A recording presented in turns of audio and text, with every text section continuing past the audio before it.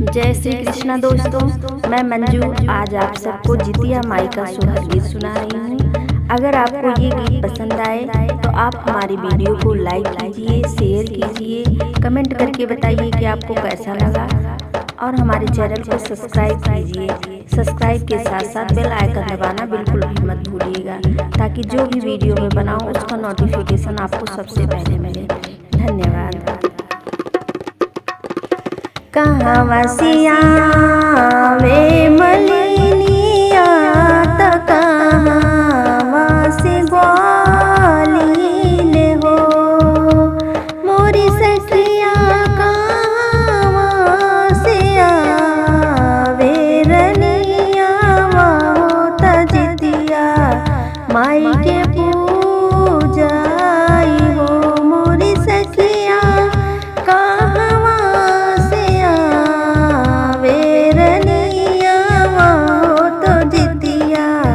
माई के पूजन करे हो। कहाँ वसिया वे मलिनिया अरे कहाँ वासी ग्वालीन, अरे कहाँ वासी ग्वालीन हो। मोरी सखिया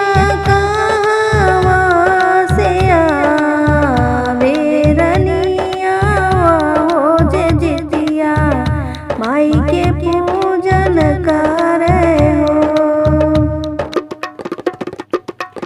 बगिया से आवे मलिनिया गौशाला से गोलिनिया, गौशाला से गोलिनिया नी हो। मोरी सखिया महलो से वैरनी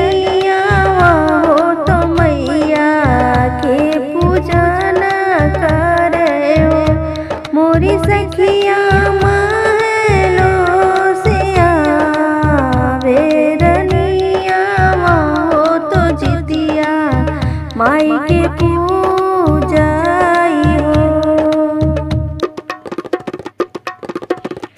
काऊ लेके आवे मलिनिया अरे काऊ लइके ग्वालीन, अरे काऊ लइके ग्वालीन हो।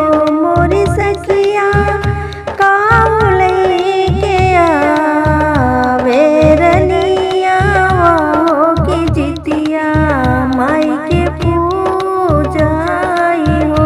मोरी सखिया काऊ लइके आवे रनिया हो कि जितिया माई के पूजाई हो।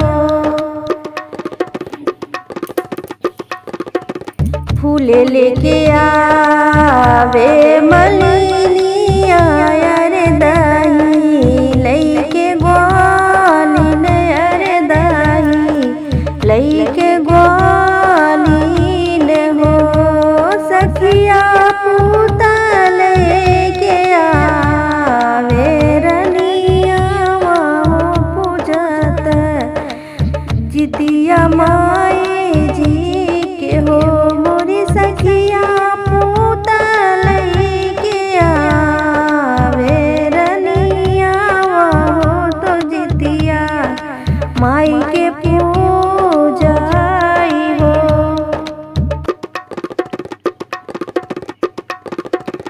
जितिया माई के पूजन करे, अरे माई के पूजन कई के हो।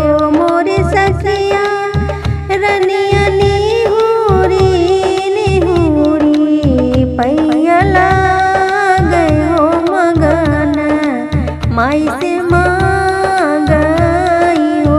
मोरी सखिया निहुरी निहुरी पैला गयो मगन माई से मांगयो मगन माई से मांगई हो।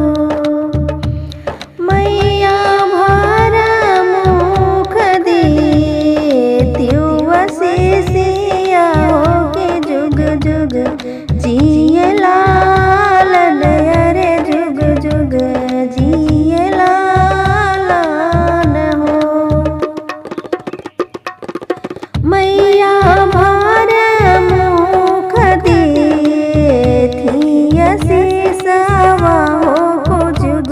दे